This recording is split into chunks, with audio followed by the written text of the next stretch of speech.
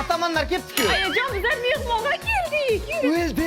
Opam bolalari bilan kelyapti. Pechkaga o'tinni tiqing, uyda 78 gradus qilish kerak. Hozir kichkinasi ham ketdimi? Aha, niday bo'lgan jinsilardan birantasiga kirib deysa, ayanglikka borib kasal qilib kelsan deb quda tarafga bahana tovladi. Men hozir borib turka emas, ko'mir olib kelaman. Hovlimizga ketdi. Turkami yechay. Vabshi ichmaysan, terlab pishib ketsang ham, o'zing uyingga borganda ko'talang yurmaysan, menga desan. Davay, turka berasan. Voy, nima beryapsan? Yoqda emasmi? Usti ber. Aya, xolodez istirmaydi-ku. Ey, meni boshimda olib usti berasan. Qaynonang zahar gapini eshitgandan ko'ra, nevaralarim xalday sho'rva ichgan yaxshi. Aya, siyaman.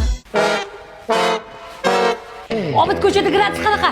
Aha, havo harorati -2. Shamol sharqdan sekundiga 182 km tezlikni ezyapti. Inson hayoti uchun xavfli emas, lekin nevaralaringiz tuyma nozikligini hisobga olganda bular ketish yutalib qoladi.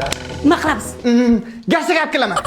Birinchi TV'ga ketishga tayyor. Nask kiydirdingmi? Ha, 8 qavat. Gamashchi. O'zimnikini bo'lib 200 ga kiydirib Malades. 2 qavat chapka, 4 qavat jemper, etik kurtka hammasini kiydirdi. Bucha. Obid, mana u deychi. Ana. Ish qilib esonaman uyiga yetib-olsin-da.